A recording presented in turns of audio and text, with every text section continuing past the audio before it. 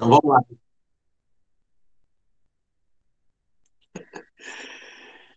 Então sejam todos bem-vindos. Hoje vai ficar gravado. Testei pela primeira vez uma aula. Está acontecendo, deu certo. Mas vamos lá, pessoal. Eu quero retomar um pouquinho com vocês aquelas definições de módulo rural, módulo fiscal, fração mínima, né? E o que seria aquele módulo indefinido, né? Tudo bem? Então vamos lá. Você vai pegar um município e, óbvio que mais perto da zona urbana, tá? Você vai calcular uma área ali que seja o suficiente para uma família trabalhar, se manter e também que essa renda em cima dessa área permita um crescimento, um desenvolvimento, né, tanto social como econômico daquela família, daquele núcleo familiar. Então, esse espaço aí, que seria uma propriedade familiar ou um módulo familiar, tá, gente? Lembra que ele tem tamanhos diferentes do mesmo município. Por quê? Se eu estou bem pertinho da zona urbana, eu posso produzir olerícolas, por exemplo, né? Cenoura, tomate, alface. Consequentemente, a renda por área vai ser muito maior, a rentabilidade por área vai ser maior. Porque são culturas que eu posso aplicar tecnologia, estufa, fertirrigação e produzir 365 dias por ano. Por quê? Porque eu vou fazer a entrega disso para um grupo de consumidores grandes ali, né? Vamos imaginar. Agora, é lógico, conforme eu vou me afastando, essas culturas intensivas vão ficando mais difíceis, né? Mais complicadas. Então, a tendência é você ir fazendo o quê? Começar a criar gado, ter culturas extensivas, ter frutas, né, frutíferas. E aí a rentabilidade por área já não é mais a mesma. Então, o que vai acontecer? O módulo rural daquelas propriedades ali vai ter que ficar cada vez maior. Então, lembrando, tá? Ó, de novo, a propriedade familiar e o módulo rural, eles são quase que sinônimos. Tá? Quase que sinônimos. Então, você vai definir o tamanho de um módulo rural, tamanho de módulo rural, pelo o espaço, né, pela área de terra que precisa ter para uma família conseguir viver dentro daquelas condições que eu já comentei. Quando está bem pertinho da cidade, é óbvio que essa área vai ser menor. Conforme você vai se afastando da cidade, essa área vai ter que ser maior. Então, os módulos rurais vão sendo maiores conforme você vai se afastando do núcleo urbano. E é isso que nós chamamos de módulo rural. Então, você vai ter diferentes módulos rurais no mesmo município. Tudo bem? Ficou alguma dúvida aqui?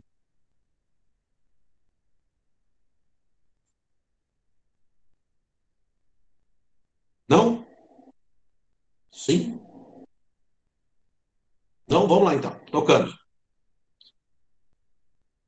O que é o módulo fiscal? Basicamente, de uma forma simples, seria você pegar esses módulos rurais, e fazer uma média. Essa média é o que a gente chama de módulo fiscal daquele município ou até mesmo daquela região.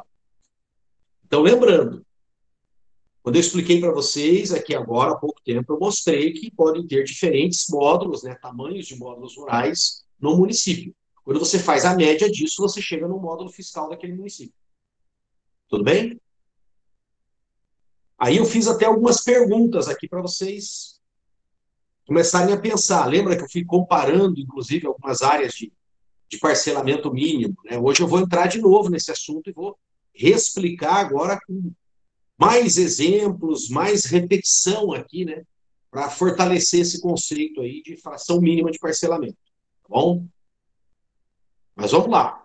Se você pegar uma cidade pequenininha, vamos imaginar que essa cidade tenha 10 mil habitantes.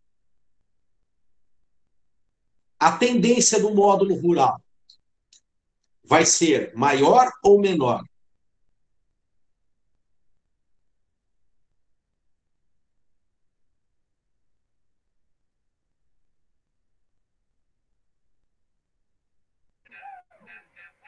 Maior? Isso, exatamente. Vai ser maior. Por quê? Numa cidade pequenininha, gente, perto de uma cidade pequenininha, ele não tem como cultivar uma grande área desses cultivos, né, intensivos. Então, você imagina uma cidadezinha de 10, 12 mil habitantes, um monte de gente começar a produzir alface. Não vai resolver nada. Vai ter que jogar o alface fora, porque não tem mercado consumidor para isso. Então, a maioria dessas propriedades, numa cidadezinha pequenininha, elas acabam indo para essas culturas mais extensivas. Vão produzir soja, vão produzir gado, produzir leite. E aí a rentabilidade por área é menor. Então, consequentemente, os módulos têm que ser cada vez maiores para uma família poder sobreviver. Agora, vamos no extremo. Você pega lá, do lado de São Paulo, do lado da região metropolitana de São Paulo, o módulo vai ser como? Grande ou pequeno? Ser pequeno. Vai ser pequenininho. Por quê? Porque eu tenho milhões. Você imagina, na região metropolitana de São Paulo, eu tenho 20 milhões de pessoas. Então, um monte de propriedade rural pode ser pequenininha e produzir alface. Né? Tem algumas que só vão produzir alface, tem outras que vão só produzir cenoura, vão se especializar. Chega a ter uma ultra especialização, né? Porque produzir olerícola já é se especializar. E eles ficam ultra especializados, porque eles vão produzir 2, 3 tipos de olerícolas no máximo. E vão entregar nesse mercado consumidor aí. Então, a rentabilidade por área é muito grande. Então, o cara precisa de uma propriedade bem pequenininha para sobreviver. E sobreviver bem, né? Como eu disse, para ter subsistência e pensar num crescimento socioeconômico da família. Então, beleza, revisamos aí o conceito de módulo fiscal e módulo rural. Agora vamos ver o que é o tal do fracionamento mínimo. Vou repetir isso. Fracionamento mínimo é o seguinte. Vamos voltar no módulo rural aqui. Quando eu fui explicando para vocês módulo rural, eu fui mostrando que tem módulos rurais de tamanhos diferentes no município.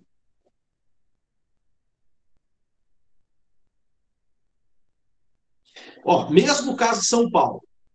Você imagina uma propriedadezinha rural colada com São Paulo ali, certo? Ou uma cidade grande lá de São Paulo.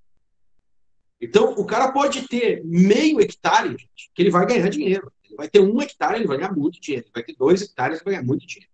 Agora, você vai indo cada vez mais para a zona rural.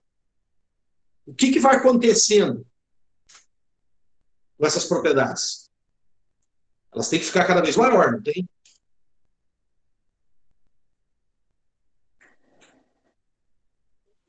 Sim. Então, se elas têm que ficar cada vez maior, o módulo rural vai aumentando. Então, você tem um módulo bem pequenininho, que vai ser assim, o menor módulo que pode ter naquele município. E você vai ter módulos maiores. O que é a fração mínima de parcelamento? É justamente esse menor módulo.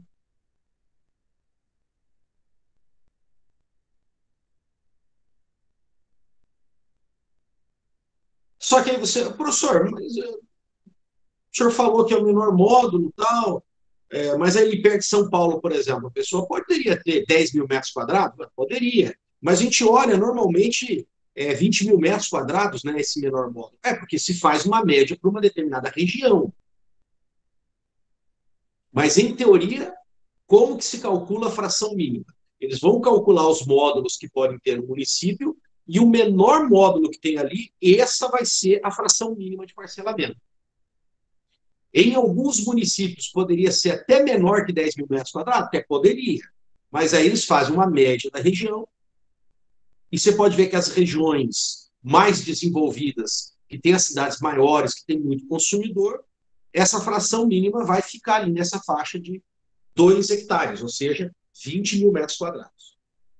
Estão lembrados da tabelinha que eu mostrei, né, na aula passada? É que eu não estou com ela aberta agora. Deixa eu ver se ela está aberta.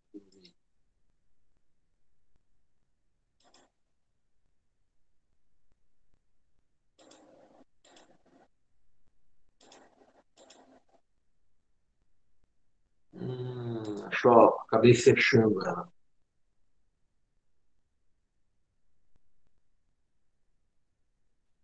Professor, boa noite. Oi, Interessante oi. porque você pega na questão do estado de São Paulo, essas cidades mais do interiorzinho, mais pequena aí, na região metropolitana ali, que no caso da questão do módulo aí, assim, ele já tem um ponto Uhum. fixo, no caso, que seja o CEAS ou o Sabesp, para condicionar, é o centro, né, para condicionar isso daí, né? Já para a gente aqui, para você, vou pegar a CEAS, a nossa onde está a nossa, tipo assim, o mais conhecido está em Maringá, então, tipo assim, já fica, o trâmite já fica Maringá. longe. Em São Paulo, às vezes, o quê? Uhum. É tudo assim, capital é SP, São Paulo. O resto é tudo, tipo assim, interior de São Paulo, que é o pessoal usa, você mora no interior de São Paulo. Pô, Campinas, mas Campinas é interior. Vamos dizer assim, né, igual só brinca. Mas tá mais fácil para eles, né? Mas e mesmo no caso do interior de São Paulo, ele tem uma população, primeiro, de alto poder aquisitivo e grande, né? Porque a população do interior de São Paulo também é grande, não é pequena. Nós estamos falando ali de um estado, tá? Nós estamos falando de um estado que ele tem praticamente a população do quê? Da Espanha. Quase isso, se não for, né? Então, porque o interior também tem muita gente em São Paulo, muita gente.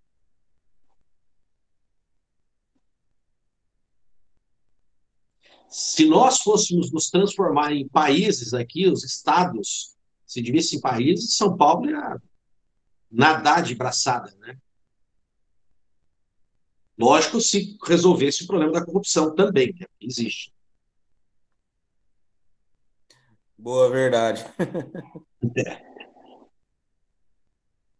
A gente não tem corrupção só a nível federal, né? A gente tem corrupção também muito intensa a nível estadual.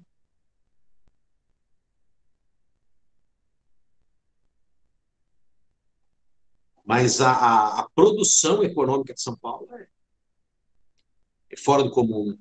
E por que eles nadariam de braçada, né, São Paulo? Porque São Paulo continuaria a ser o grande fornecedor de produtos industrializados para o resto do que seria esse monte de países que nós temos aqui, né, que se formariam a partir do Brasil. Eles nadariam de braçada. Mas vamos lá, voltando aqui. Tranquilo, então, o que é a fração mínima de parcelamento? Você vai definir o módulo fiscal, o módulo rural, o menor módulo rural daquela região, lógico, como eu falei para vocês, faz uma média, ele vai ser definido como a fração mínima de parcelamento. Tranquilos?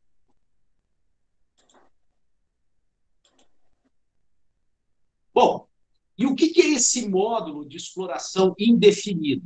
Esse módulo, tá, gente?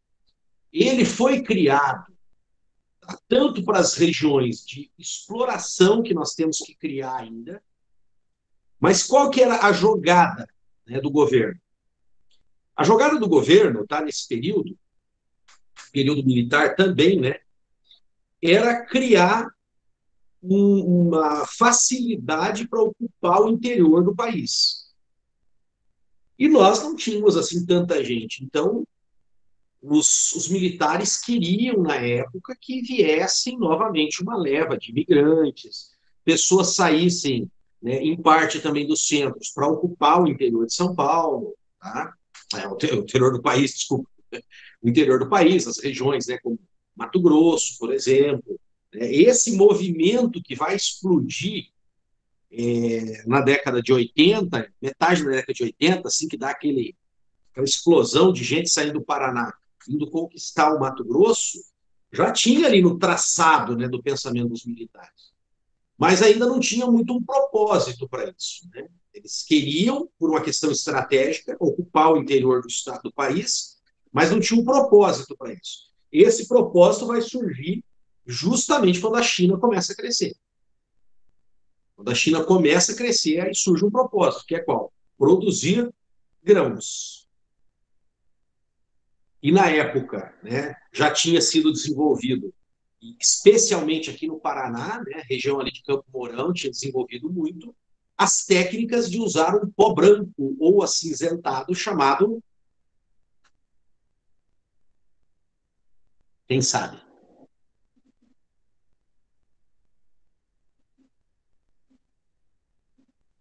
Um pó branco acinzentado. Não é para cheirar nada, tá, pessoal? É para jogar na terra.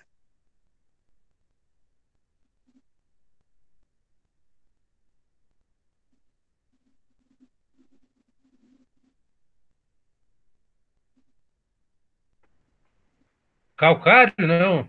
Calcário, isso mesmo. Calcário. E que permitiu corrigir a acidez aqui na região de Campo Mourão, que abriu portas para criar a grandiosa Coamo. E essa tecnologia foi levada para o interior do Mato Grosso para corrigir toda aquela acidez que tem lá também. E aí, fertilização química pesada, e nós temos a agricultura do Mato Grosso. Só que aí, quando estava para ocupar todas essas áreas, como não tinha agricultura praticamente nenhuma naquela região, não tinha um parâmetro. Não tinha um parâmetro. Então, como não tinha um parâmetro, né, como tem aqui no Paraná já tinha, Santa Catarina, Rio Grande do Sul, São Paulo e parte de Minas, tudo tinha agricultura.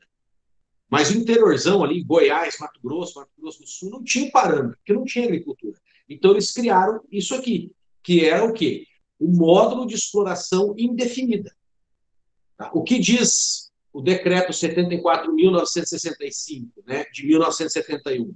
Ele vai falar assim, ó, compete ao Instituto Nacional de Colonização e Reforma Agrária, o INCRA, fixar para cada região um módulo de exploração indefinida, podendo modificá-lo sempre que houver alteração das condições econômicas e sociais da região. Então, significa isso, né, que eles iam chegar numa região e o INCRA é que ele ia definir o que seria o módulo daquela região. Para quê? Justamente para estabelecer o quanto que os estrangeiros poderiam comprar de terra. Lembra? Aquela fixação lá de 50 módulos. Estão lembrados disso? Então, eles queriam mandar os estrangeiros principalmente para onde? Para essas regiões novas, que não tinha agricultura. Não tinha um padrão para você definir o módulo. Então, criou-se essa unidade, que seria o módulo de exploração indefinida. Beleza? Dúvidas? Hoje é lógico que isso vai caindo em desuso, né? Não teria muito sentido usar módulo hoje indefinido, porque praticamente a agricultura você consegue estudar e com as tecnologias que nós temos hoje de satélite, de estudo de fertilidade de solo, né? Não tem mais isso. Você pode ir lá numa região da Amazonas, da mata, mas você pode definir, não, aqui eu consigo colocar cultura tal e tal e tal. Então você consegue definir um módulo, tanto o módulo rural como o módulo fiscal, mesmo numa região lá no meio da região amazônica, né? Tudo bem? Bom, qual que é outra coisa importante, tá, gente, para nós, tanto dessa época aí, né, já da Lei 5.868, de 12 de 1972, que criou o sistema de cadastro rural. Porque é o seguinte, você imagina o tamanho que é o Brasil. Tamanho que é o Brasil. Quantas propriedades rurais nós vamos ter distribuídas aí nesses milhares de municípios? E para o país ter uma boa economia, tá, ter uma boa gestão de economia, você precisa ter informações, precisa ter dados na mão. Senão você não consegue fazer uma boa gestão. Então, por exemplo, como é que você planeja a sua exportação de soja? Pensa aí, fala para mim.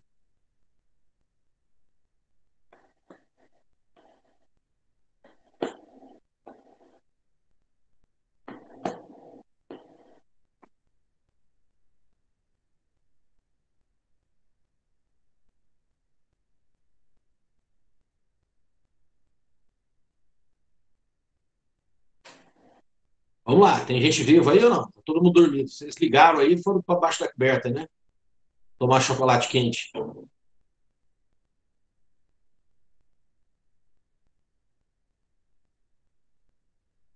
Como é que você consegue planejar a sua exportação de soja?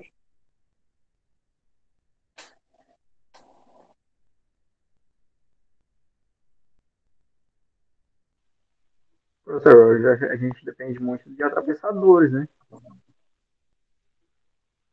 Não, eu estou dizendo assim, enquanto país, pensa, como é que um país planeja exportações?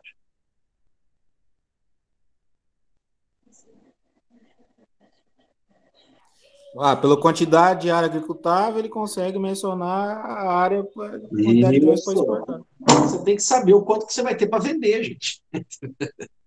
Você não vai fazer negociação com alguém, você vai entregar tantos milhões de toneladas aí se você não tem. E melhor ainda, né, quando você sabe a área que você tem para produzir. A área que você tem para produzir, o potencial de produção. Bom, e a primeira coisa que precisava se fazer naquela época, já que não tinha todas essas ferramentas que nós temos hoje, satélite, era registrar todas essas propriedades. É aí que vem, então, esse sistema de cadastro rural, do INCRA, né, onde vai ser colocado o proprietário, né, as características da família do proprietário. Por que é importante isso? Porque não basta existir a terra, você tem que saber as características de quem está em cima dessa terra. Então, por exemplo, dados importantes. Qual o nível cultural dessas pessoas? Qual o poder econômico dessas pessoas? Qual que é a relação que ele tem ali de posse com essa propriedade? Ele tem um título. Por que é importante ter o título? Porque é com o título, né, que ele pode apresentar aquele bem, que é a terra, como garantia e, consequentemente, conseguir o quê? Financiamento. Então, eu tenho um monte de gente trabalhando numa determinada região. Eu tenho um monte de agricultor aqui, tudo irregular, tudo sem documentação. Aí eu chego com dinheiro para fazer um aporte, fazer um financiamento. Eu não consigo, porque essas pessoas não têm o que colocar em garantia, nem a própria propriedade. Entendeu? É lógico que hoje nós vamos evoluindo que você tem as cédulas rurais, que você coloca a própria produção em garantia. E você consegue fiscalizar até a própria produção com imagem de satélite, como a gente viu com aquela palestra lá do Bernardo Fabiani. Vocês lembram, né? Da palestra dele? Aquele engenheiro lá do IPA, aquele da barba comprida. Quem aqui que assistiu? Terra Magna, né? Isso, Terra Magna. Exatamente. E um dos quesitos também, gente, é a tal da localização, as dimensões dessa propriedade, aonde que ela está localizada. E tudo isso antes era feito de uma forma bem primitiva. Vocês sabem que era aquela descrição, aquele memorial descritivo que iam lá nas matrículas, né, dos imóveis. E hoje isso mudou. Tá? Como que é feito hoje isso?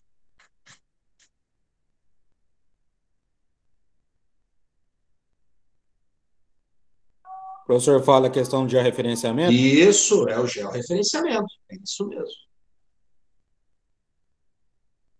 Até acho que faz uns 3 meses aí eu recebi uma pergunta de um colega, né, que ele atua, né, como advogado, e aí ele falou assim para mim: ô Tarcísio, você que é agrônomo aí, dá uma dica aqui. O cara apresentou lá uma cobrança, né, de execução e tal.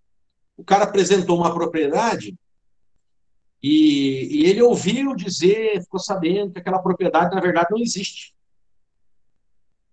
Eu não sei se vocês, né, que são mais jovens, né, já ouviram umas histórias que tem lá sobre o Mato Grosso, que no Mato Grosso o pessoal criava umas matrículas de imóvel, né, fazia uns cambalachos ali com os cartorários, mas as propriedades não existiam. Então você tinha um papel, mas na hora que você vai ver, não existe a propriedade. Entendeu? O cara desmembrava uma propriedade, mas ela não existe. Você chega lá, tem um cara em cima, com uma outra matrícula, plantando, ainda mais hoje que cresceu, desenvolveu aquilo. Mas na década aí de 70, 80, era muito comum esse cambalacho. E essa pessoa que ele estava executando apresentou um documento assim, sabe? E ele falou: o que, que eu faço, rapaz? O cara apresentou isso aqui, mas eu acho que essa propriedade não existe. Eu já ouvi uns boatos, né? Aí eu pedi para dar uma olhadinha e falei: Me parece que tem uma saída aqui, é você exigir o georreferenciamento, que é uma propriedade grande, né? Se ele tiver que georreferenciar, vai mostrar que não existe, entendeu? Então, hoje, o georreferenciamento ele dá essa segurança, né? É lógico que não foi muito bem feito, tá tendo aí alguns problemas de sobreposição, né? Porque ele é georreferenciado por profissionais diferentes, né? E aí estava dando alguns problemas de sobreposição, mas hoje você tem o site lá do INCRA que você consegue acessar e ver, né, a área, se existe mesmo, com as coordenadas. Então, isso está evoluindo muito.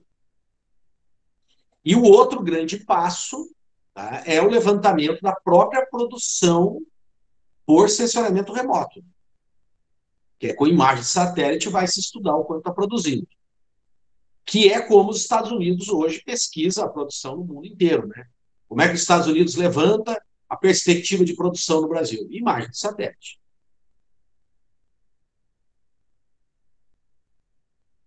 Tudo bem? Então, voltando a essa questão do registro aí, tá, pessoal? É mais ou menos assim, uma coisa muito simples, vocês devem estar acostumados. Não tem que fazer o registro de imóvel, de um terreno, de uma casa aqui na cidade?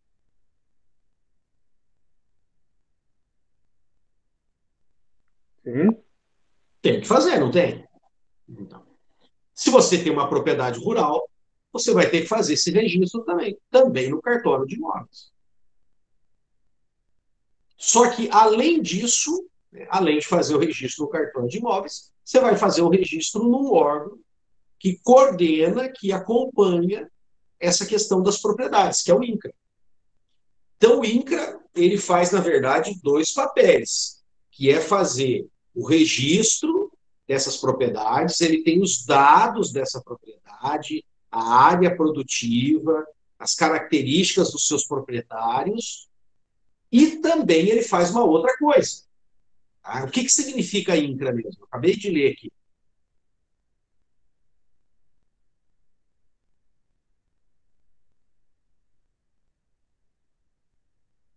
Ele é o Instituto Nacional de Cadastro.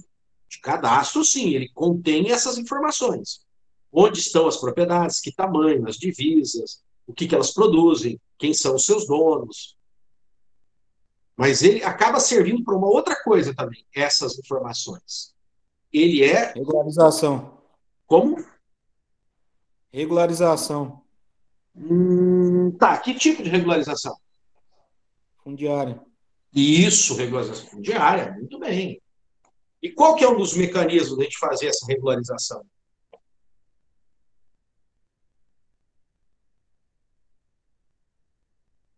É o cadastro da propriedade do proprietário no instituto, no órgão. Daí Não, você consegue separar. o outro, eu quero chegar numa outra coisa. Ele tem esses dados, por exemplo, eu tenho o dado lá, o cara me dá os dados, a propriedade é X e o cara não está produzindo, por exemplo. O que ele pode fazer com esses dados? Ele é o responsável pelo cadastro, mas o INCRA também é responsável pela... Colonização e reforma agrária? Isso, colonização e reforma agrária. Colonização, ele já cumpriu muito da sua função, né? Vamos dizer assim, a última vez que ele desempenhou isso intensamente foi a questão de ocupar, né, o nosso centro-oeste, ocupar o Mato Grosso do Sul, ocupar o Mato Grosso, ocupar Goiás, teve essa tarefa. Não vai ser dessa forma exatamente esse trabalho mais, porque agora nós estamos na região amazônica, chegamos no limite. Então, hoje, a principal função, além do cadastro, ficou o quê? De fazer a gestão da nossa reforma agrária. Agora, lembrando, viu, gente? Eu quero que vocês pensem em reforma agrária, não aquela visão preconceituosa que o pessoal tem, entendeu? De achar que a reforma agrária é invasão do sem terra, é comunismo, não, nada disso. Lembra que eu dei uma visão técnica, científica, econômica, capitalista para vocês da reforma agrária. Tanto que, para um gestor do agronegócio, se eu perguntar para vocês assim, num país capitalista, tem que ter algum sistema de reforma agrária, de gestão da concentração de terras? Tem que ter, gente. Mesmo num país capitalista. Por quê? O capitalismo, ele é um sistema, vamos dizer assim, ele é o melhor sistema? Ele é o melhor sistema, gente. Mas ele é um sistema perfeito? Não, não é, gente. Lembra que eu falei para vocês que ele tem essa tendência de concentrar. Ele tem essa tendência de concentrar. Por que ele tem essa tendência de concentrar? Porque o empresário, ele pensa nele. E eu não estou analisando aqui, gente, com perspectiva moral, se o empresário é malvado ou não, não tem nada a ver. Não tem nada a ver isso. Entende? É um movimento comum de sobrevivência dentro do capitalismo. O capitalismo ele vai fazendo isso, é natural, entendeu? Um proprietário vai comprando o outro, um proprietário vai comprando o outro, ele vai crescendo, ele vai crescendo. Então ele não pode ficar assim totalmente, absolutamente solto. Né? Lógico, existem os defensores disso, existem os anarcocapitalistas, né, que defendem isso. Pode ser até que eles estejam certos, sei lá, né? Se colocar na prática ali o anarcocapitalismo, acabar com o Estado e soltar todo mundo para viver de uma forma livre dentro do capitalismo, pode ser até que seja melhor. Eu não defendo essa hipótese. Eu acho que nós precisamos criar leis que façam um controle sobre isso, para a gente ter esse capitalismo com uma liberdade, é lógico, mais liberdade, mas determinados mecanismos que, quando o capitalismo está excessivamente concentrado, ele tenha mecanismos que permitam as pessoas voltarem a ter concorrência. Então, quando a gente fala de reforma agrária, não é chegar lá e ficar tomando a terra de todo mundo e mandar o cara para a prisão. Não é isso que a gente fala. Lembra? O cara vai receber por esse valor. Tem que ter um processo legal e existe uma lei. Lembra que eu comentei com vocês sobre a lei. Tem uma lei, inclusive, que ela descreve todo o processo de como que é uma desapropriação. Tem que ter um preço para isso, tem que se pagar por essa terra. Ah, professor, mas hoje o jeito que é pago títulos. Ah, talvez isso esteja errado, talvez a gente precisa rever isso. Mas não quer dizer que a ideia, o sistema de controle da concentração excessiva de terras esteja errado. Porque isso precisa para manter esse equilíbrio. Tudo bem?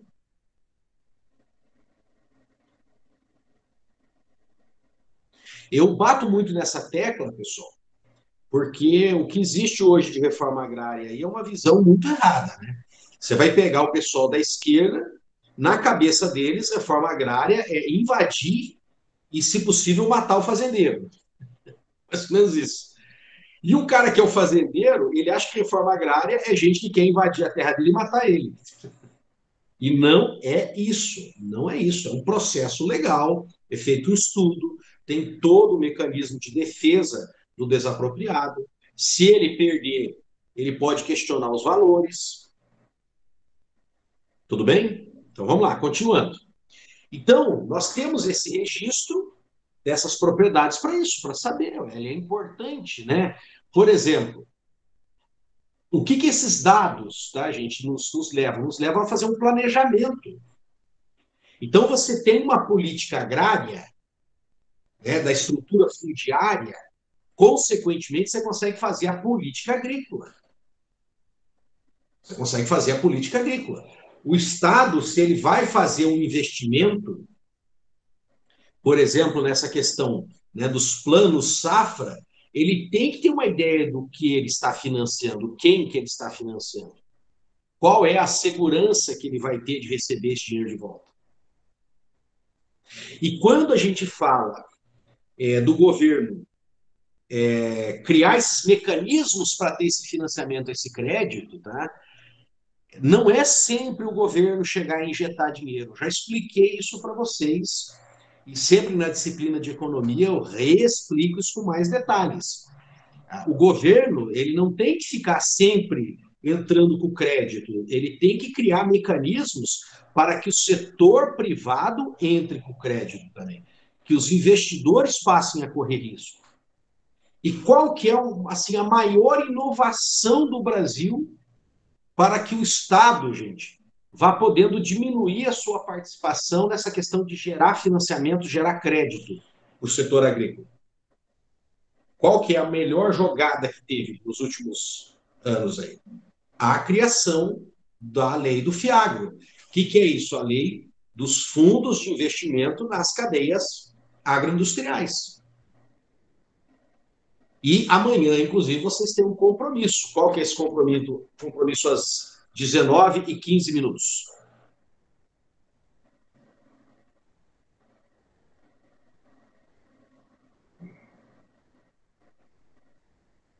Palestra? Isso, palestra.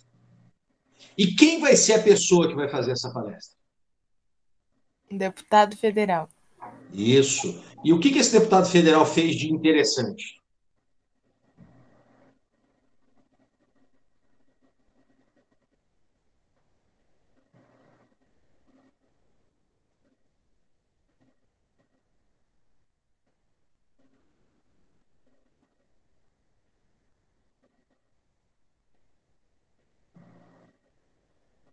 Não deu tempo de olhar o banner aí, pessoal? Esse deputado era o deputado que escreveu o projeto de lei, gente.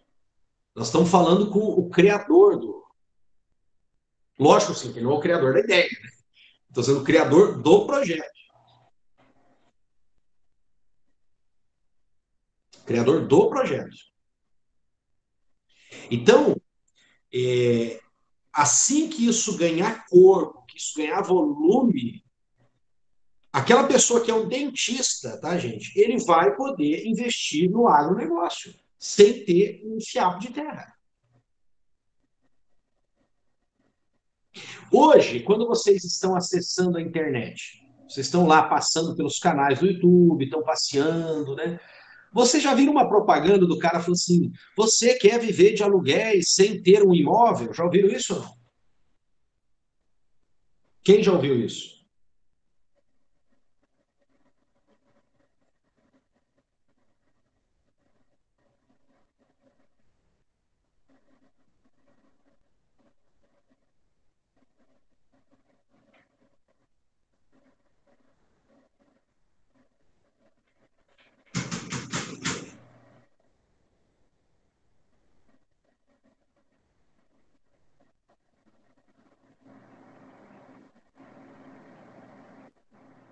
Já ouvi, professor. Já ouviu, né? Então, é a mesma coisa. Você, daqui a um tempo, você vai começar a abrir e já apareceu. Eu não ouvi a propaganda do cara inteiro, porque eu estava com pressa hoje e preparando as coisas aqui para a aula. Eu também tive aula que eu estou fazendo um curso. Mas eu creio que essa pessoa já estava falando disso, tá? No fundo de investimento agro. Por quê? Porque alguns desses fundos não é só como ações. Lembra quando eu expliquei para vocês como que funciona uma ação? Que às vezes você compra a ação e não vai receber nada da empresa, né? Da sociedade anônima que você comprou. A tua jogada é esperar as ações valorizarem. Se as ações valorizarem, você ganha dinheiro. Se a ação baixar, você perde dinheiro. No caso desses fundos, tem alguns fundos que eles vão dividir dividendos. Então, você vai chegar lá, vai ter o fundo lá, ó, JS, volta aqui, ó, do Janssen, ele vai criar um fundo de investimento, ele vai ter lá 15 fazendas produzindo, você vai comprar uma parte daquilo, ele vai investir nessas fazendas, modernizar, por tecnologia, por pivô central, deixá-las super mega produtivas, laboratório de semente, tudo que você imaginar com esse dinheiro, e aí você vai começar a receber, vai ter um relatório, como elas vão ser fundos de investimento, elas têm que prestar contas, elas têm que fazer reuniões, tem os representantes dos investidores que acompanham, é fiscalizado, né, pela Comissão de Valores Mobiliários, que é um órgão que fiscaliza as bolsas de valores, as SAs. Então, eles vão começar a fazer isso. E por que isso vai diminuir a pressão sobre o Estado?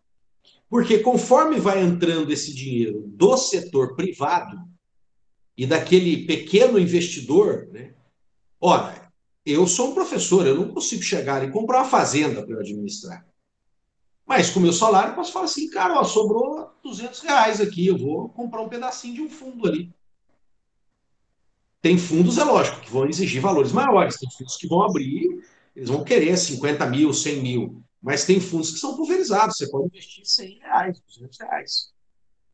Se eu não me engano, até o cara do YouTube, acho que lá é plantio de arroba, se eu não me engano, que esse é um que eu vi foi da produção animal, se eu não me engano. A produção animal. A produção animal no Brasil, ela já tentou, mas foi meio que um golpe, o pessoal fez uma pirâmide, né? Mas aí você fala assim, mas essa não vai acontecer, não. Essa não, porque tem uma lei que regulamenta e o cara não faz isso sozinho.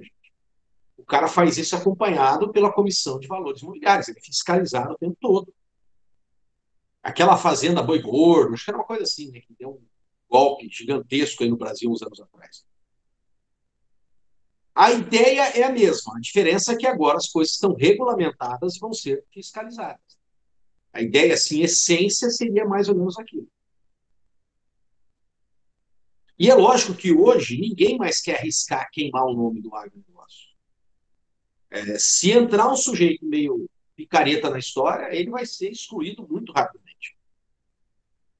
Por quê? Porque quem tem as grandes empresas que dependem desses investimentos dos fundos não quer queimar o nome do negócio. Que queima um, queima muita gente. Beleza? E eu vou pedir para vocês, eu vou começar a mandar no e-mail, tá, gente? Eu vou pedir esse favor para vocês. Eu vou mandar de novo aquele bannerzinho e o link, né? Só que o link vai mudar, viu? Porque o do Instituto eles não vão poder fazer. Né? Vocês sabem que tem um pouco servidor e eles estão com muitos encontros. E como o nosso encontro é um encontro mais específico do agronegócio, então não tem servidor para fazer isso. Então eu vou fazer no meu canal mesmo, entendeu? O encontro. Então eu vou mandar o bannerzinho com o link do meu canal. Ô, professor, Oi. o professor Elcio, eu entrei em contato com ele hoje, ele falou que não está sabendo sobre essa palestra, não. Aí ele estava falando que ia ter aula. Aí vê se o senhor passa para ele a informação, porque ele não está sabendo. Não, ele tá sabendo sim, ele só não leu os Whats. Ah, então tá. Ele não leu Whats. Tá por fora do assunto, então. Ele tá por fora, porque foi feito, né? Você apresenta o projeto, né, para a coordenação de curso, no caso, o nosso Sim. coordenador. Aí ele manda para todos os professores e faz uma votação. Aí, a partir da maioria, que a maioria dos professores votou, né, aí tem que dispensar as aulas, entendeu? Mesmo quem tem aula, porque foi feita uma votação. Tanto que ele espera, né?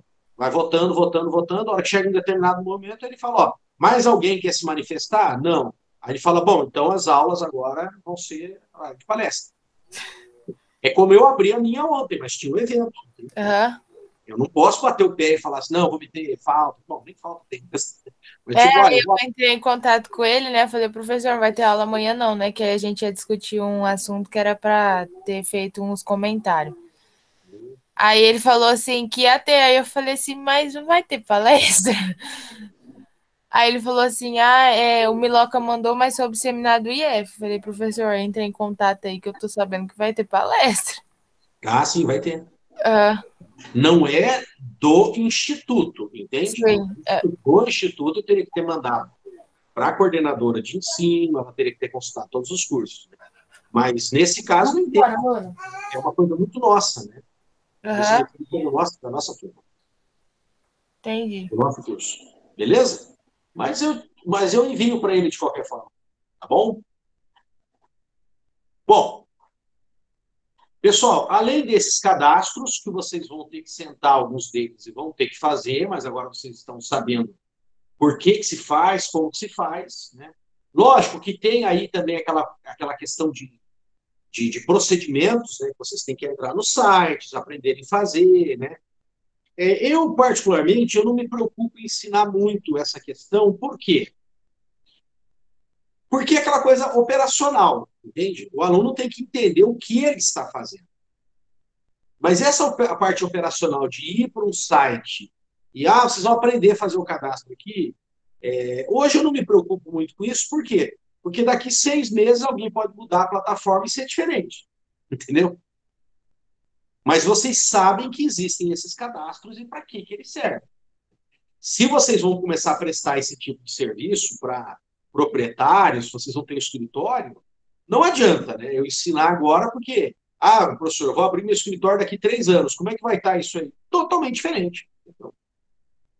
Então, nós vamos ter que saber o que nós estamos fazendo, saber para que servem esses cadastros, saber por que tem que ter esses dados ali, Mas na época que você for fazer, que você abrir o seu escritório, você vai ter que abrir lá o famoso YouTube e ver o que eles estão fazendo naquele momento.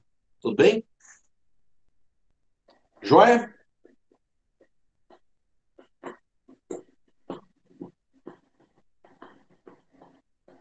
Um que eu abro normalmente com vocês aqui, é mais para mostrar, mas só para vocês terem uma ideia, né? Eu abri o site do IAP e mostrava para os alunos como que é a pesquisa de legislação ambiental. Nós vamos fazer isso aqui.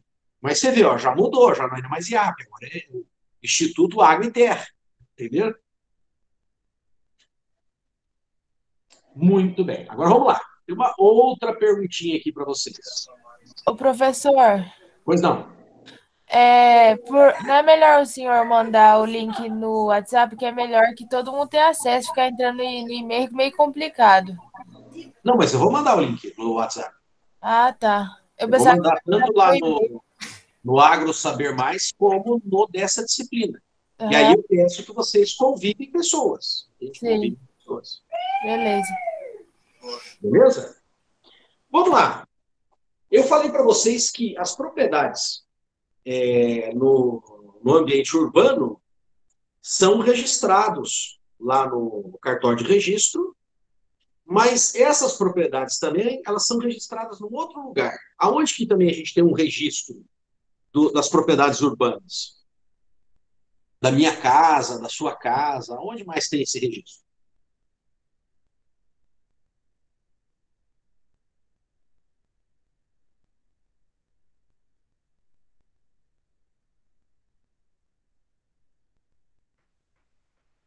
Cartório de imóveis?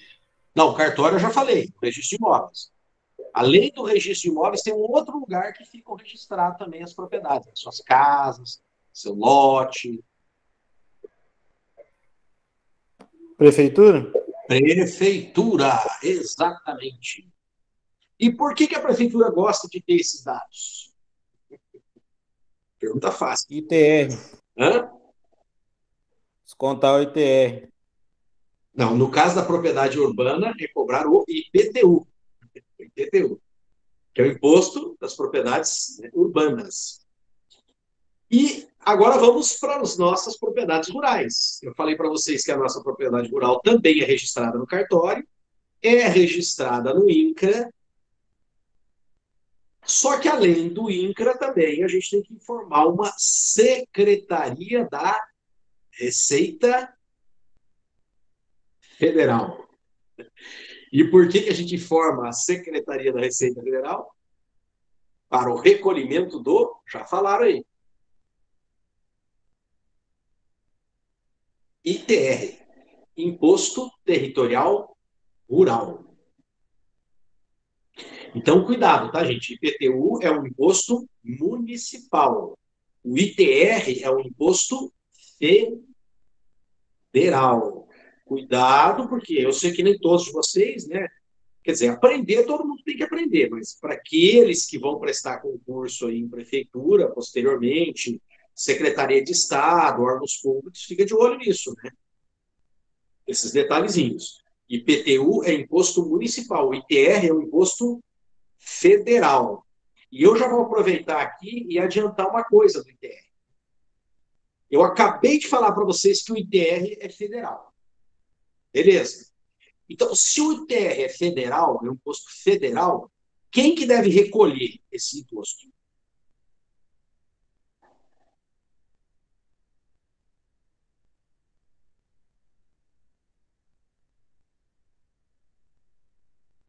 A União? A União, beleza, joia. Só que se aparecer para você ali que tem município recolhendo ITR, tá, pessoal? Não acha estranho, não. Por quê? Porque é permitido que os municípios façam convênios para receber esse imposto. É comum isso? Não é comum. Por que não é comum? Porque a forma de cobrança é um negócio complicado. Né? Os municípios pequenos, por exemplo, não contam nem de receber o IPTU. Quiçá receber ITR. Porque teria que ter todo o mecanismo de controle. É lógico que com a informatização, pode ser que isso venha a ser mudado, né, futuramente.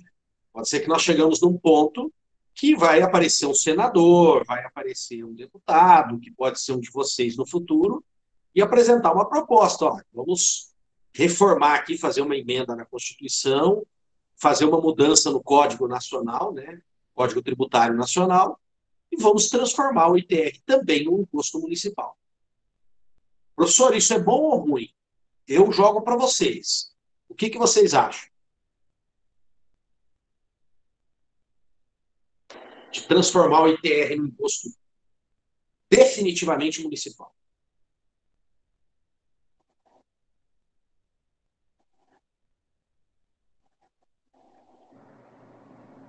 Eu acho bom porque o dinheiro já vai ficar na prefeitura ali, em vez de ir lá para a União para depois voltar.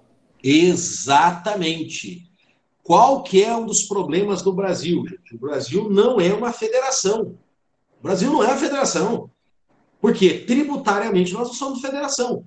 Quando a gente elege um presidente no Brasil, você tem a sensação que você está elegendo um reizinho.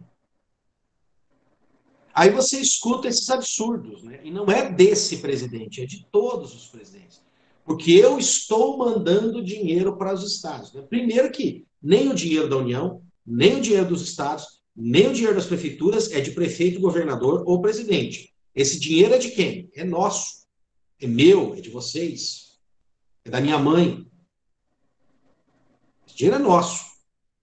Que a gente centraliza numa tributação para que seja alocado adequadamente esse dinheiro. Mas o dinheiro não é dele. Mas o presidente passa a se comportar com o reizinho, por quê? Hoje, o sistema tributário do Brasil é um tributarismo centralista, porque a União fica com muito dinheiro.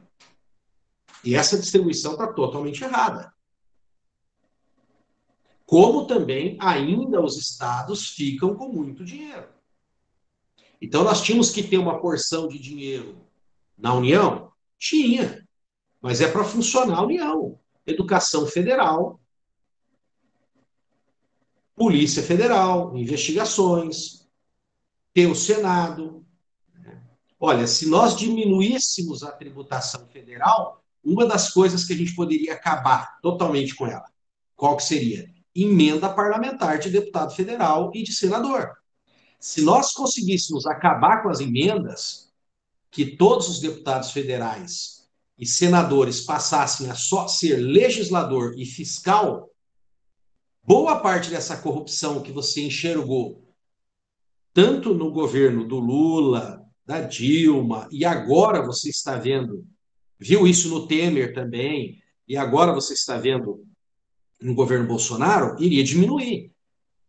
Porque o que o governo Bolsonaro está fazendo? Ele está fazendo a compra do apoio político via emendas parlamentares. Então, se esse dinheiro não estivesse lá, não teria como esse presidente fazer isso, porque não teria esse dinheiro. Esse dinheiro estaria onde? Nos estados, nas prefeituras. Professor, mas tudo tem corrupção? Lógico, tudo tem, gente. Tudo tem. Mas um dos motivos que tem a corrupção é por causa desse sistema tributário. Se o dinheiro ficasse mais no município, você teria vereadores atuantes, vereador não pode ter direito à emenda, não tem direito à emenda, teria que se manter assim, e o vereador seria um agente de fiscalização. E o dinheiro estaria no teu município, você ia olhar muito mais. Então a gente vai trabalhando aqui os conteúdos e já vai colocando isso aí para vocês refletirem, né? Porque quem serão os agentes dessas mudanças?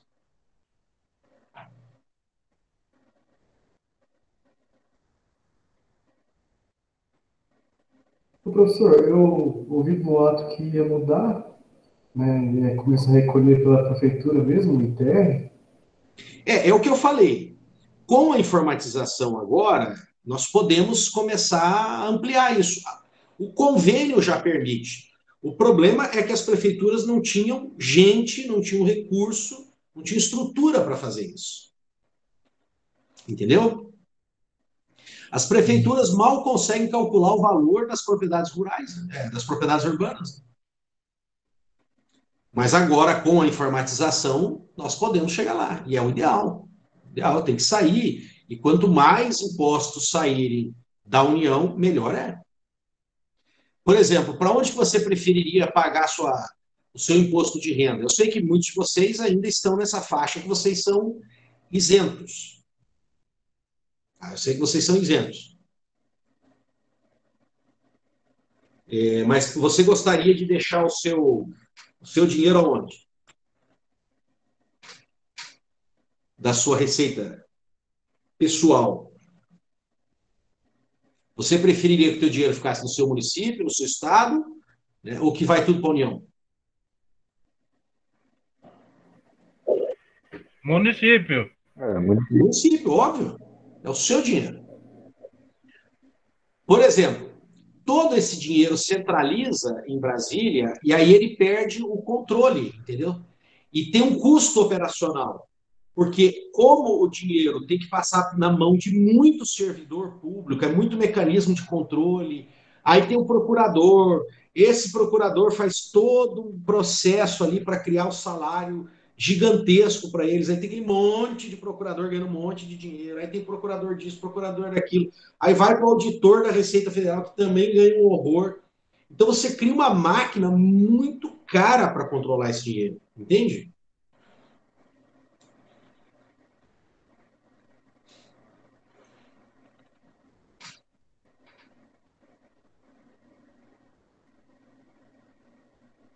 E além de você criar essa máquina muito cara, você permite, né, tendo essa distância do povo, de quem realmente está pagando imposto, fica mais fácil ter esses casos que vocês estão vendo, dessa corrupção, né, de propina, desses desvios sistêmicos que vocês estão enxergando. Tudo bem? Vamos lá, vamos prosseguir. Uma saída aí a gente pensar nessa reforma. Então, nós vamos pagar o ITR, beleza. Mas você acha que o ITR ele tem que ser padrão? Ou você acha que tem que ter uma proporcionalidade?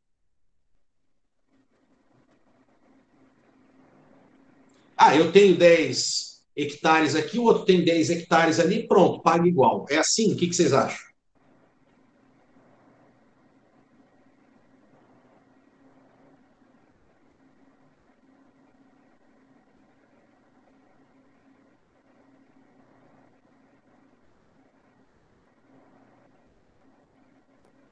Professor, eu não sei como funciona muito bem essa questão de valor de desconto do ITR, né?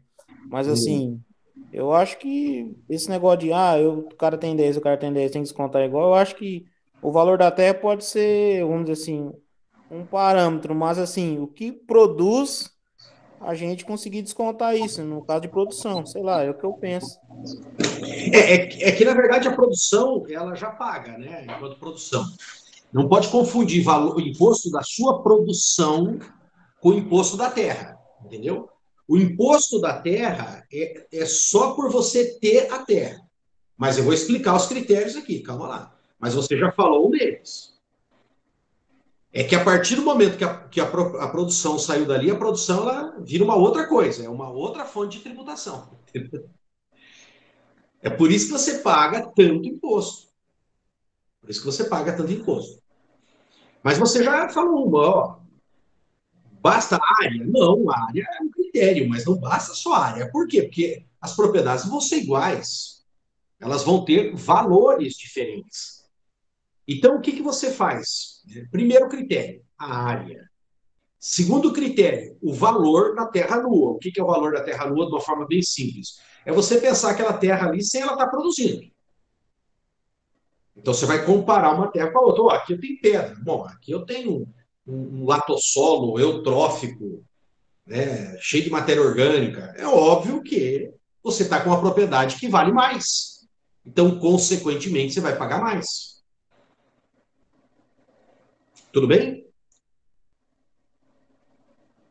Até aqui, tudo bem? Então, vamos lá. O valor da terra vai influenciar, evidentemente. Só que é o seguinte, vocês assistiram bem aquele vídeo sobre função social da propriedade?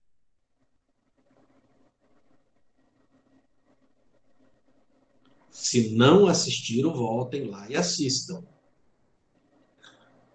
A propriedade tem que cumprir uma função social. Lembra disso? Eu comentei aqui nas nossas aulas síncronas, ao vivo, não ficou gravado, mas eu tenho uma aula muito longa, detalhada sobre isso, que eu tenho no canal lá do YouTube. E uma das funções sociais é que ela tem que produzir. Então, é óbvio que é uma obrigatoriedade fazer ela produzir? Sim, é uma obrigatoriedade. Então, se eu tenho uma propriedade e eu não estou usando ela adequadamente, eu não estou fazendo ela produzir, eu tenho que pagar mais imposto, porque eu estou prejudicando a sociedade. É aquela que o professor comenta de fazer o produto e ficar mais perto e gerar, né? É verdade, só que eu tinha esquecido desse detalhe. Exatamente. Você lembra que você tem os dois critérios lá importantes, né? Você vai pegar e calcular a área que pode ser utilizada para produzir, não é a área toda da propriedade, porque você vai ter APP, você vai ter reserva legal, você pode ter uma área ali que não tem o que produzir, né? E você tem áreas também de ocupação de espaço, de garagem, de barracão e tal. Então você vai pegar a área que realmente vai produzir. Lembre-se que você tem que estar produzindo pelo menos 80% dessa área. Depois você vai ver o quê? A eficiência dessa produção. Lembra que o Estado ele estabelece uma média e você tem que, no mínimo, chegar naquela média, senão você está abaixo desse grau de eficiência. Então é óbvio que se a pessoa não está explorando toda a área que tem que explorar, esse grau de utilização, não está explorando com a eficiência adequada. Que naquela região tem uma média. Ora, se tem uma média, é que tem gente que está produzindo acima disso. Então, se você não está chegando nem na média, você tem que pagar mais imposto por isso. Por quê? Porque eu já falei para vocês, gente, na nossa sociedade, onde nós vivemos, é nessa sociedade. Você pode até discordar dela. Você pode discordar, mas é nela que você está inserido. Nessa sociedade que você está inserido, você não é proprietário absoluto. Não existe esse negócio de posse e propriedade absoluta. Não existe isso.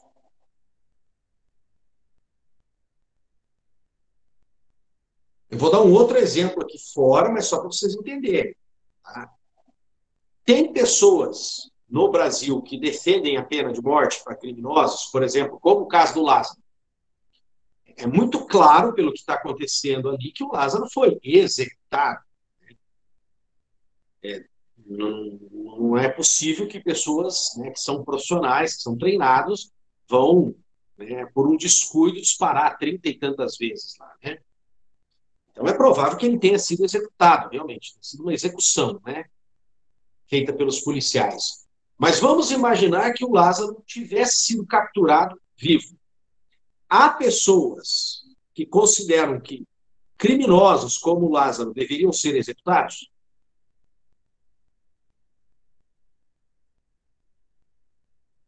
Sim. Sim. Muitas. Muitas pessoas, muitas. Mas a sociedade hoje, a lei que nós temos, a Constituição que nós temos, permite isso? Não. Mesmo o cara discordando, ele tem que conviver numa sociedade onde alguém fez um processo democrático, foi feita uma Assembleia Constituinte e a maioria dos representantes que estavam ali optaram por isso, e todo mundo tem que se sujeitar. É a mesma coisa. Oh, mas eu que sacrifiquei, pá, quase morri, comprei essa fazenda, agora tem que ficar aceitando um monte de norma. É assim. O cara tem uma opção. Qual que é a opção que ele tem? A mais fácil, né? Na verdade, ele tem várias. Mas qual que é a mais fácil? Ele pode se desfazer dos bens dele aqui, transferir esse dinheiro para um outro país. Óbvio que para isso ele vai pagar tributos e ele pode investir em um outro país, onde seja mais liberal a economia. Pode fazer isso. Mas aqui nós estamos sujeitos a isso. E qual que é o outro critério importante, né, gente? O quanto que essa pessoa tem de terra também. Vocês concordam que uma pessoa que tenha mais terra tenha que pagar mais tributo?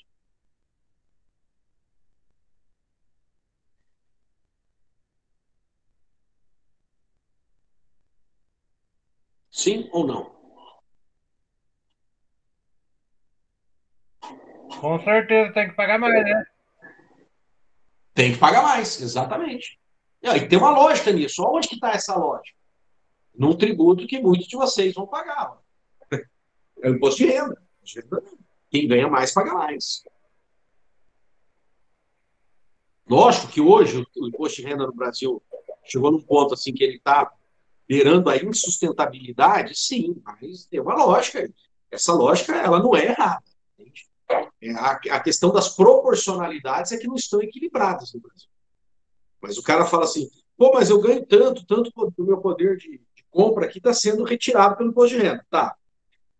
Mas não é isso que está errado. Tem que ter uma proporcionalidade. Tem que ter uma faixa de ganho que você não vai pagar nada. Tem uma faixa de ganho que você vai começar a pagar um pouquinho mais e tem umas faixas que você vai pagar bastantinho.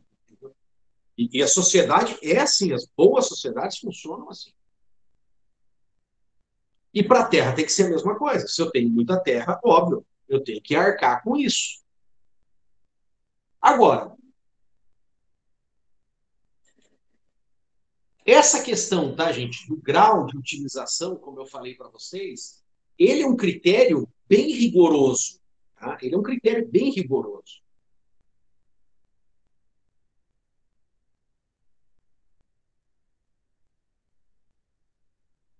Por que o senhor disse que ele é bem rigoroso? Porque espera um pouquinho, eu vou compartilhar para vocês verem os números, vai ficar mais fácil. Só um momento.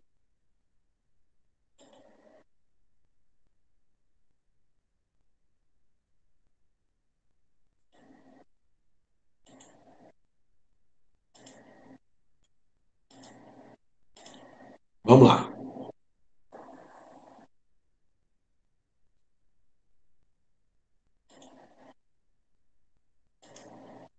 Apareceu aí? Sim. Então, olha aqui, ó, olha como que ele é rigoroso. Vocês estão vendo aqui o grau de utilização? Ah, peraí. Agora eu preciso ir lá no...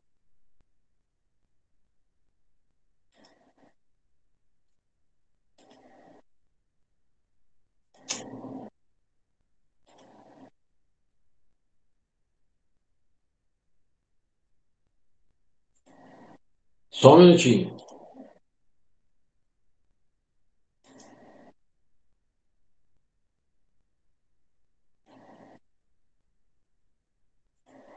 Aqui. Agora vamos lá. Estão vendo aqui o critério? Grau de utilização, certo? Estão vendo aqui? E aí nós temos o grau, né? Lembra? Qual que é o grau indicado? Qual que é o grau indicado? O grau indicado é 80%, não é? Lembra que eu falei para vocês? Se você tiver menos de 80%, inclusive, pode ser caracterizado como uma propriedade que não está sendo utilizada, né? Adequadamente, não está cumprindo sua função social. Beleza? Lembram disso? Ela pode estar, inclusive, sujeita ao quê? À desapropriação. Mas vamos partir aqui do princípio que não está. Temos apropriação. Então, ó, vamos ver os critérios. Você está vendo o tamanho aqui em hectares?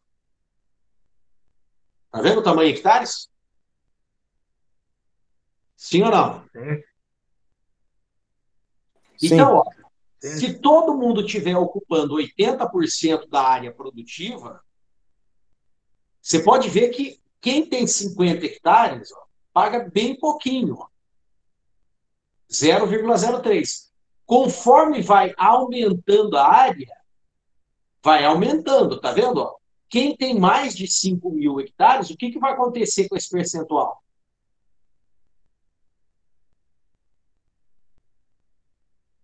Vou aumentar. Vão aumentar, perceberam? É isso aqui que eu estava dizendo para vocês. É óbvio, né? Quem tem mais área paga mais. Agora, pior do que isso, tá, gente? É você não produzir na área. É você não produzir na área. Olha o que acontece aqui, ó. Se você tiver 5.000 hectares e tiver produzindo em 80% da área, você vai pagar quanto? 0,45. Porém, se você estiver produzindo só em 30% ou menos da área, você vai pagar quanto?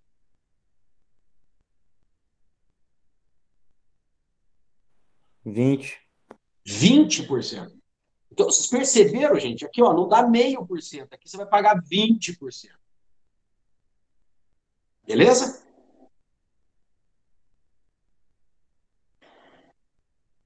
Então, vamos interromper esse compartilhamento.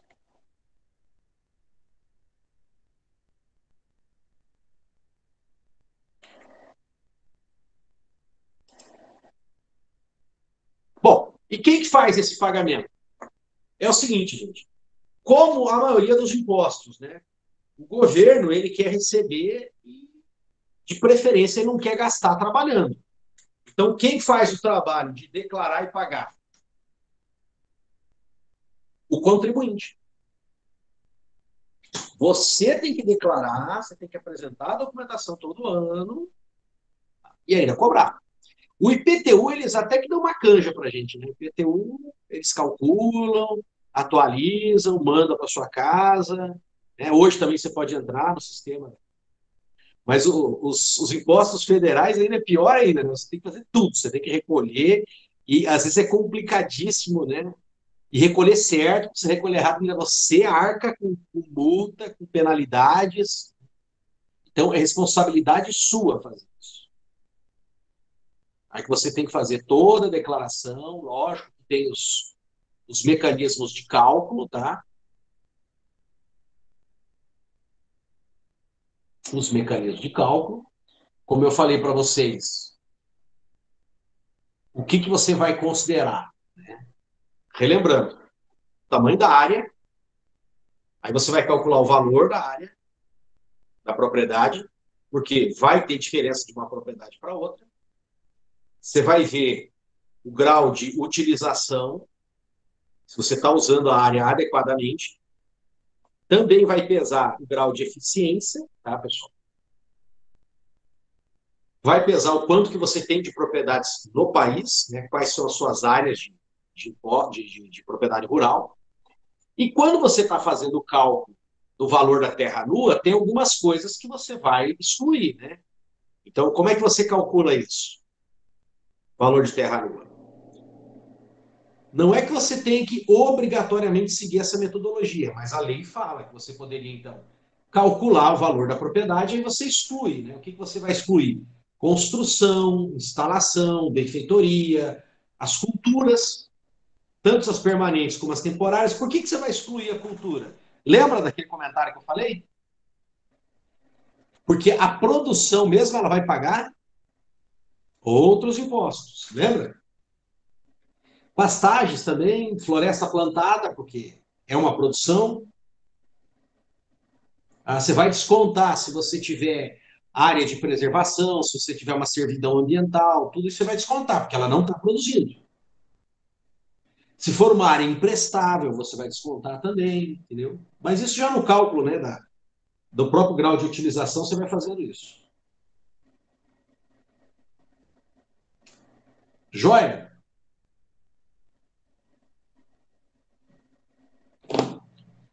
Pessoal, dúvidas? Ô, professor, nesse caso que o professor explicou por último, agora falou da questão do desconto. Supomos que eu tenha a produção de pecuária e eu implanto um ILPF lá, integração, lavoura, pastagem, pecuária. Aí essa questão do desconto lá, terra nua, ele entra, o ILPF entra na questão da floresta plantada como área de desconto também? Eu tenho que, vamos dizer, eu tenho que computar isso? Você podia repetir a sua pergunta? Porque eu estava pensando que você ia perguntar outra coisa. Pensei que você ia perguntar do gado. Repete. Tá, não, falou assim, igual, tem gente que tem aquela integração lavoura, pecuária, né, e umas em floresta às vezes, ILPF, né? Assim, essa questão que o professor falou de descontar ali da terra nua, né, benfeitoria, pastagem, enfim. Aí, no caso, essa parte do ILFPE, eu tenho que descontar essa parte da floresta também plantada, que ela dela não entra, ela só entra a pecuária daí. Não, você pode descontar. Você pode descontar, sim. Porque o que você tem na área, aqui tem vários sistemas, né? Você tem vários sistemas. Você vai pensar assim, por exemplo, eu tô com. Vamos pegar um modelo aqui, só para você ter ideia. Que você está lá com eucalipto, pastagem, mas naquele meio ali eu tiro a pastagem de vez em quando e entro com soja. Vamos imaginar isso. Então, você vai ter momentos do ano que você vai fazer você tem pastagem e eucalipto. Você vai descontar isso aí. Você vai ter um determinado ano lá que você vai declarar que você vai ter soja e eucalipto. Você vai descontar isso aí. Entendeu? Porque os dois são produção. A produção não entra. Lembra que você está pagando pela terra. Você não está pagando pela produção. O imposto é sobre a terra nua. Sim, entendi. E o gado, eu pensei que você ia perguntar do gado, né? Eu já falei, não, o gado é fora, né? O gado tem toda a produção fora. É como você trata normal, né? Como se fosse a produção de soja. Né? Mas eles têm que fazer nota, tudo do gado. Entendeu? O raciocínio é simples. Você paga pela terra nua. Aí o restante é só descontando.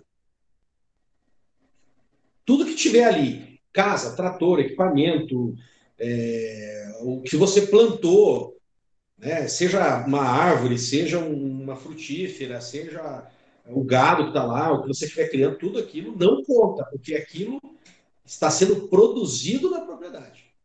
Mas ele não é propriamente da propriedade. Não entra com a terra nua. Beleza, gente? Ah, tá. Por isso que tá. Agora que eu entendi que por que casa aquela questão do o mapa de uso e cobertura uso e ocupação, né? Aí você coloca tudo, né?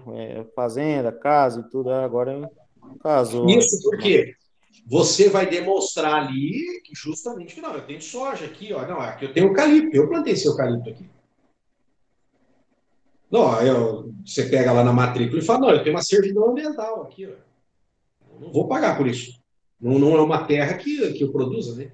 Porque é valor de terra nua. O que é valor de terra nua? Terra que pode ser produzida. Professor, no caso aí, vamos dizer que a pessoa compra uma propriedade, né? Faz aquisição na propriedade. Aí vai ver, o cara nunca correu atrás disso daí. Aí você faz tudo o inventário disso, modo de dizer, né? Supomos. Tem como contar o retroativo disso daí? Recorrer atrás disso para regularizar ou não? Você descobrar da pessoa que te vendeu ou você regularizar junto à Secretaria da Receita? Regularizar, no caso. Não, tranquilo. Você vai regularizar. O que você tem que deixar claro no contrato quando você compra. Você perdia as negativas da terra, né? Você tem que pedir as certidões, né? Entendeu? Sim, Quando sim. você vai adquirir a propriedade, você vai pedir. Você vai pedir no cartório, você vai olhar na matrícula se tem alguma coisa averbada, se tem algum registro. Né? Porque às vezes tem alguém que está com direito de posse, tem alguém que está hipotecada a terra. Entendeu? Sim, E sim, tem entendi. gente que faz hipoteca e não dá baixa. Hoje não, hoje está ficando mais simples, né? Porque os sistemas estão todos conversando, né? Banco com cartório e tudo, entende? Mas tem gente que fez hipoteca muito antiga que você tinha que pegar o papel, ir lá no cartorário e pedir para dar baixa, né?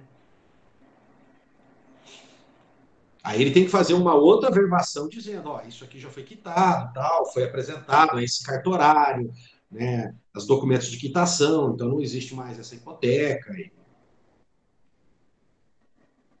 E as certidões negativas de tudo isso aí, de tributação, né? Para você fazer a negociação. Entendi. Quando vai fazer compra, você tem que pegar a matrícula atualizada e pedir todas as certidões negativas. E de preferência já pede quem está te vendendo também. Porque às vezes ele está com problema, você tem que pedir dele, e se ele tem algum CNPJ, você tem que pedir do CNPJ dele também. Às vezes o cara pode falar, meu CNPJ, a empresa é minha, não tem nada a ver, a fazenda está no meu nome. Aí você já pode ficar com o pé atrás quando o cara fala isso. Por quê? O que pode acontecer é o seguinte: o cara tem uma empresa, tá? E a empresa dele está com problemas, tá? Com dívida, às vezes está em falência, vai sofrer um processo de execução. Tá? E ele tem essa fazenda no nome dele. Você fala, mas a fazenda está no nome dele, a empresa é outra coisa. Mas lembra que eu já expliquei para vocês: se essa empresa dele, esse CNPJ, estiver enrolado, o juiz pode declarar desconstituição. Lembra disso? Nós falamos nessa disciplina. Sim, sim. Pode declarar desconstituição, né? Desconsidera a personalidade jurídica, e aí a dívida vem em cima de quem? CPF da pessoa. E se vem em cima dele, vai em cima da fazenda.